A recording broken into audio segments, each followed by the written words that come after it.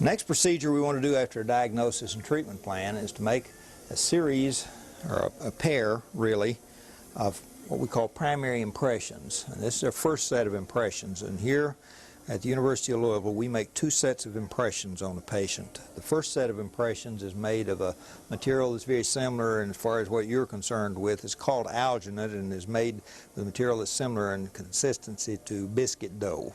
Okay, and it's going to go in your mouth in sort of a doughy-like fashion, and it'll be in your mouth about 3.5 minutes. And then when we take it out, it'll be into a gel-like form, much like what Jell-O does when it gels, okay? And that's our first set of impressions. Then from that set of impressions, we make a set of casts of your mouth. Those are made out of something similar to cement or concrete. We call it dental stone, okay? And on those, we make a set of custom-made trays that are made specifically to fit your mouth, in which we make our final impressions. Okay, so today we're going to do the primary impressions out of the material called alginate.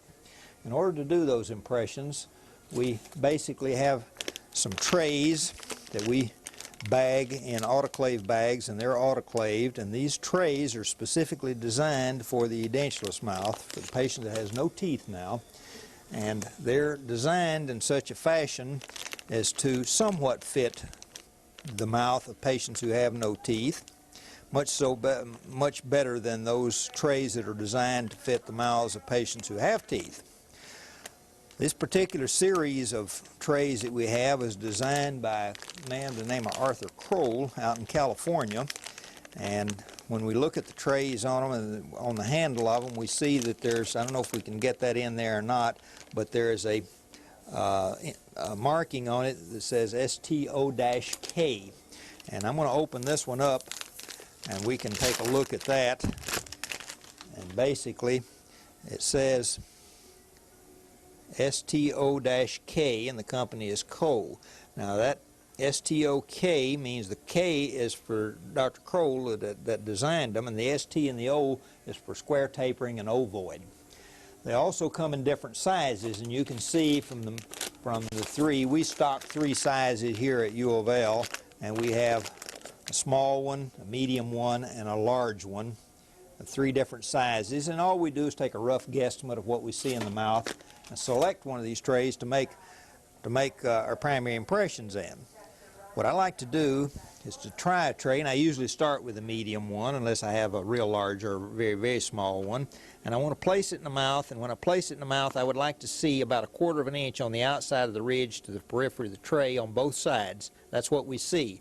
Then seat the tray all the way, okay, and there should be a clearance of the ridge to the periphery of the tray, fairly well all the way around. Clearance of a few millimeters between the ridge and the tray all the way around.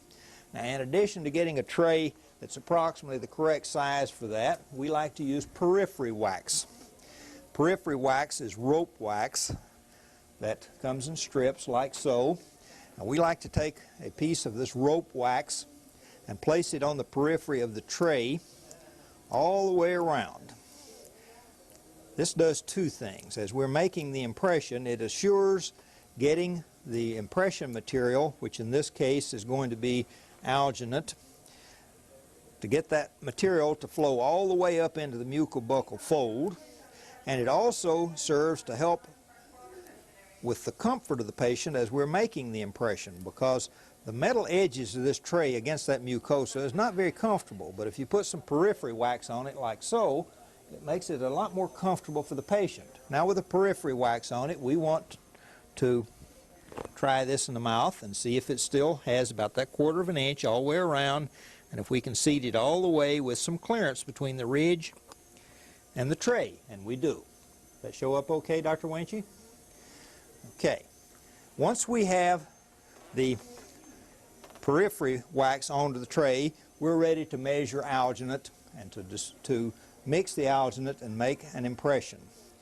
The alginate that we use, it comes in two different types, but the one that we use is called Geltrate by Dent Supply Company, and it comes in two different types of material, a regular set, which is what we have here, and then the same material comes in a material that has more accelerator in it that is called fast set. Okay?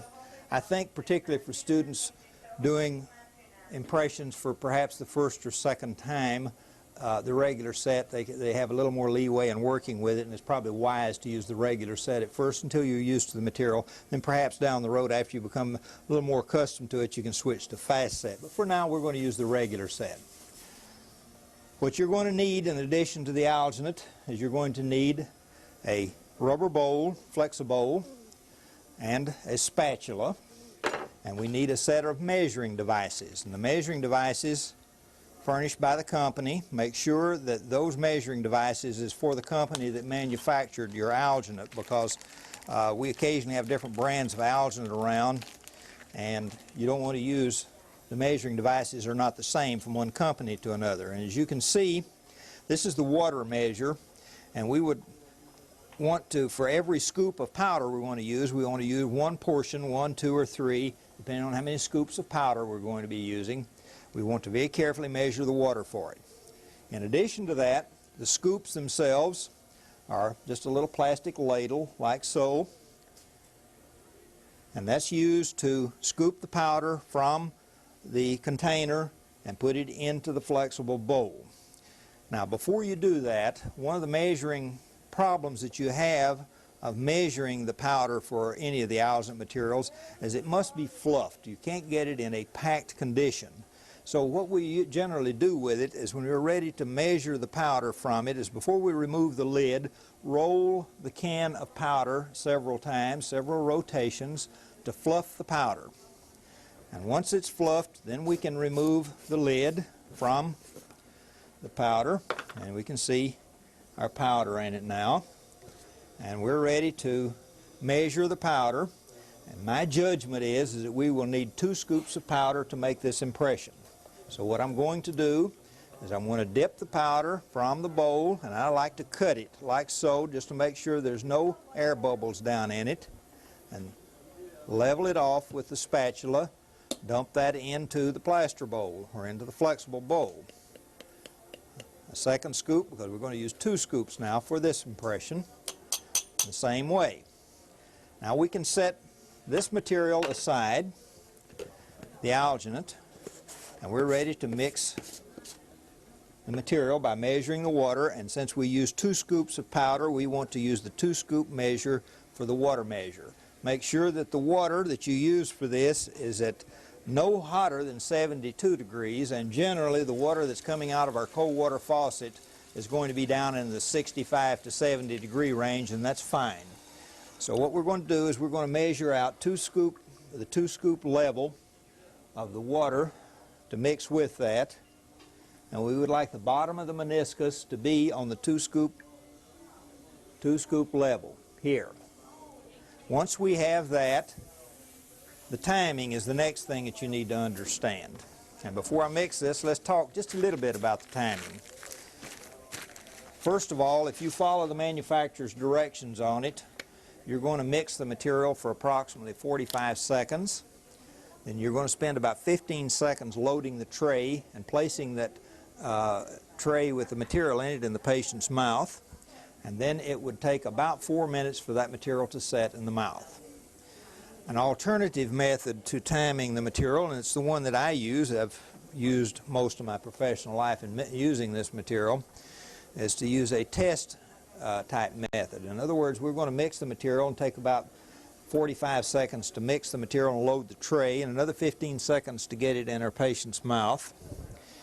And then we're going to manipulate his cheeks and his lips a little bit to do a little bit of what we call preliminary border molding. And then I'm going to watch the material, and as soon as I think it is set all the way, just by clinically testing the material and looking at it and touching it, and when I think it's always set, I'll give it 1 more minute. That generally means that you're going to end up about 4 minutes from the time you start mixing this material until it's set and you can take it out of the mouth, as opposed to 5 minutes if you follow the manufacturer's directions. I think either way is acceptable.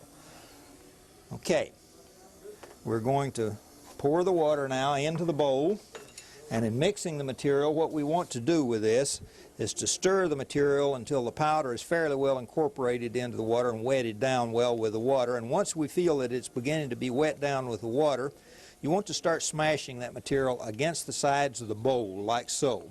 Gather the material up and smash it into the sides of the bowl in such a manner that when you're finished mixing with it, you have a very nice, creamy, homogeneous mass of material. And there are no dry spots in it. Gather it all into a mass like so. It should be a very nice, homogeneous mass of material. And you can load it into the impression tray like so. Some people like to wet the surface of it before making the impression with a wet finger. That's okay if you want to. I don't normally do that personally, but it's okay if you wish to. Now we're going to insert this by standing to your patient's right and behind them and rotate it into the patient's mouth. Thumbs and forefingers, and pull the lip totally out of the way and support the tray with your middle fingers and wiggle it as it goes in place, and watch the material as it goes all the way up into the mucobuccal fold. Now you just relax now, Mr. Poor. Just relax and breathe deeply and everything will be fine. Just relax. Okay, just relax. Breathe deeply. Good deep breath and everything will be fine. Okay, now just relax. Everything's fine. You'll be fine now. Just concentrate on fishing or golf or whatever you like. I'm already feeling a set of that material, so I'm going to time it for 1 minute now. You're doing great, really. I know you don't think so, but just relax. It's all fine. Now, in removing it, loosen the lips and it generally will fall down on you. Everything's fine now. You want to rinse your mouth? We got a very nice impression. You can see the mucus being secreted by the mucus glands in the palate. You can see that along here, but that's not detrimental. Things you want to look for in a primary impression is make sure that you have everything in it. It doesn't matter if it's somewhat overextended. It doesn't matter if you have some pressure in some areas. That doesn't matter. The idea of the primary impression is to get a form to which you can make your final impression, and we did very well with this one. Okay? Sure, it's a little pressure in the periphery here, a little pressure in the hamular notch here, and a few mucus bubbles. There's one little air bubble right here, but that's not of any consequence to us, so we can make a nice tray from that. Always keep your impression, once you have made the impression, wrapped in a wet paper towel or some way provide a 100% humidity type environment for the impression until it's poured. Now that I've been mean to Mr. Poor and made that upper and without explaining too much to him about what would go on, let's talk about it just a little bit from the student standpoint now. I've found over the years that the more you dwell on the subject of the patient gagging, the worse your patient will gag. So I purposely do not describe it to the patient. I don't discuss it with the patient. And I go ahead and make the impression without the use of spray type of, like Cetacane and that sort of thing, anesthetic, spray type topical anesthetics. I don't use those things generally. I find they gag just as much with those as they do if I just go on without it. And basically what you can do is that if you have a patient who tends to gag, you go on and make the impression, and when they first start showing the inklings of gagging, talk them through it. And then you talk to them, get their mind off of it, get them to breathe, and everything will be fine. Okay? Some people will go through all sorts of things in order to keep their patient from gagging, but I've yet to have a patient I couldn't make an impression on that way. So, I don't know, it's somewhat psychological, I'm sure, but I find that it works quite well just to go on with it. Okay, now, the bad one's over with, okay? Now we're going to make the lower impression. Now the lower impression is made the same way, and I want to take one quick look in your mouth and remind myself of what size tray we might need. And let's look at the size of the trays that we have here. We have 3 trays. In my opinion, this medium tray is pretty close to the size and shape of his mouth, so we're going to use the medium one again. We'll use the medium one on the maxillary. So what we'll do, we'll break open the medium tray. Some peculiarities about these stock trays for the mandibular one. If you turn it over and look at the top side of it, there are some finger rests. that are placed on these trays, and those finger rests allow you to make an impression without getting your finger down on the periphery of the impression and distorting the periphery of the impression very much. You can keep your fingers up on top of it on these finger rests, and that allows you to make the impression without distorting it very much. Now we're going to try this in the mouth just like we did on the maxillary one, and see if we have a little spacing between the ridge. Now put your tongue, and I want you to point your tongue up and out at me, Mr. Poore, straight out. Try to touch the tip of your tongue way out there where that little hole is if you can. Just point your tongue way out, hard as you can. That's good. Now relax, and we're just going to look in here and see, yes, we have some spacing between the tray and your ridge. And at this point what we're going to do is, again, use the periphery wax just like we did on the other to make it more comfortable for you and to make sure that it goes into the correct areas. And we do that by just applying that periphery wax all the way around the tray, all the way around the buccal side of it, like we're doing here. And we come down across the retromolar pad area and down to the distolingual and all around the lingual of it, and end up back over the area where we started, totally surrounding the tray with the periphery wax like so. Make sure it's well attached to the tray, not falling off. Then we'll try this in the mouth again just to see that it fits correctly, and if my guess was correct. Okay, and we just rotate it into the mouth and point your tongue up and out. Good. Everything fits well. In making a mandibular impression, don't stand behind your patient, stand in front of your patient, and if you're right-handed, to your patient's right. And in inserting it, you insert it by putting one corner of the tray in the mouth and rotate the other corner in until you have it centered. Then you can have the patient protrude the tongue and seat it. So, let's measure our material. Make sure that you keep these bowls and spatulas clean and free of debris from previous mixes, or if it's used for other materials such as stone or plaster, that you don't have debris from the previous mixing of any material that you've used on it, that debris is not remaining on it. And if you take care of your bowl and spatula, they can last you forever. We're ready to proportion the material for the lower, and again we want to rotate the can, several rotations to fluff the material. And again, we're going to use 2 scoops of material, so we dip the material, cut it to make sure there's no air trapped in it, rake off the excess from the top, dump it in the bowl.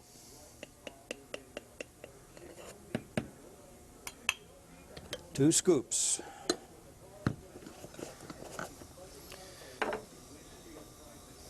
With our water measure now, we want 2 scoops, the 2 scoop level of water from the cold water tap, making sure it's below 72 degrees.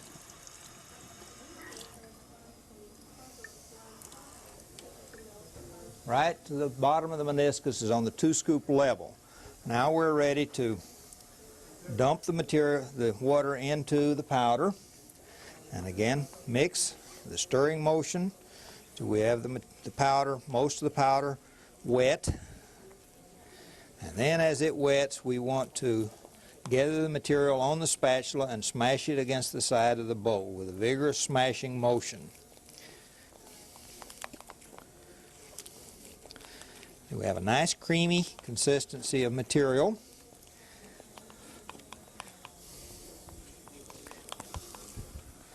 Gather the material on the spatula. I generally load a lower by doing it from the lingual on one side, like so, and spread the material over it, and from the buccal on the other side, spread the material over it. Get rid of the excess material till it's about like this as far as the loading of it. Then as we go to the mouth with it, standing in front and to the right of the patient, rotate one corner into the mouth, then the other corner into the mouth. Position it directly over the ridge. Now point your tongue way out and stick your tongue out at me. Sorry. Like so. Hold it down with those finger stops. Now as he's pointing his tongue out like that, now I'm going to ask him to relax the tongue just a little bit. And as you relax the tongue, I'm going to hold it down with one hand and do a little manipulating of the cheek with the other hand, just so that we don't have too much overextension of that material into the mucobuccal fold. It'll make it more realistic as far as the actual length of peripheries. And again, we're just going to let that set till it starts reaching a gel state and starts to stiffen up. It's almost there now, and then from that point we'll give it 1 minute. We'll have some fairly long fins on things in directions we don't need, but let's see what we have here now as we get it out of the mouth. Yes, we have some fins here that are unnecessary. I don't like the impression. I'm going to redo it because we have here and here we have trapped the sublingual glands. Actually, the submaxillary glands, I guess it is in that area. No, sublingual in that area. We're right the first time. And that means that, open please, stick your tongue up now. And right here, I didn't have enough of the periphery wax in this area and this area, and we have trapped those sublingual glands right in this area, and it creates a bulge that isn't really in the mouth. It's a false impression. So I'm going to rip this out, and we're going to try it again. And this time, I'm going to get a little more periphery wax on it in that area so that we can see if we can't displace that and keep it down. In the meantime, if you want to cut for a minute, it would be fine. All I've done now is when I place the periphery wax on this, in order to keep from displacing that sublingual gland, all I've done is I've added one layer of the rope wax lingual to the periphery in hopes that when we make the impression of this, it will keep that sublingual gland from rising up into from the floor of the mouth and distorting our impression. So we're going to do exactly the same thing that we did last time, only the one extra layer of wax into the lingual to help us control the sublingual gland. So we're rotating the can again, just like we did before. And I forgot my measuring device in the can, but that's okay. I fished it out of there. Again, 2 scoops by cutting it in, leveling it off. And we're going to use the 2-scoop level of the cold water again.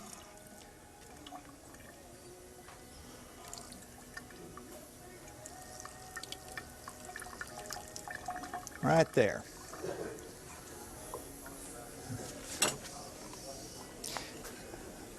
And again, mix the material by wetting it very carefully, getting all the material wet, then gathering it onto the spatula and smash it against the walls of the bowl.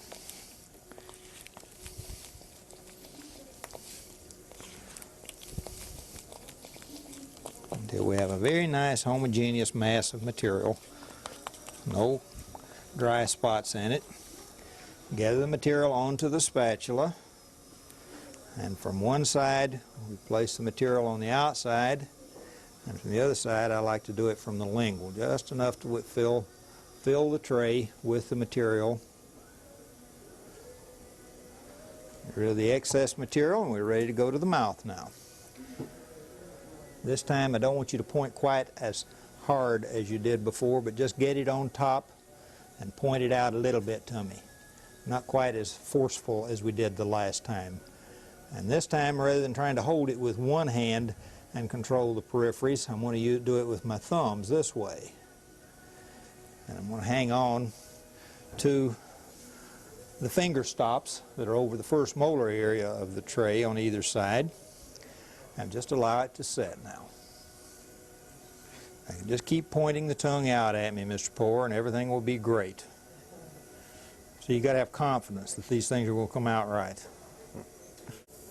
We can start timing for the minute now, Dr. Winchy.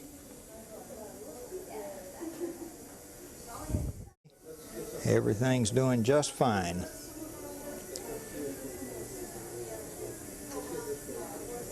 That should be about it. So let's gently remove now.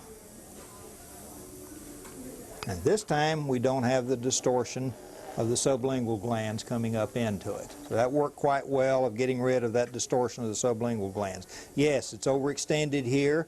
There's some pressure spots in it, but we recognize those as we start to make our tray, then and relief for the tray, we can control that quite well. But this is a very nice impression. I like this because we have controlled of sublingual glands, and we have all of the anatomy in it that we would expect in order to be able to make a good tray. Okay, we're going to wrap this in a wet paper towel, and that's all we're going to be needing with you today, Mr. Poore. We'll get you cleaned up, and we'll be seeing you then in 2 weeks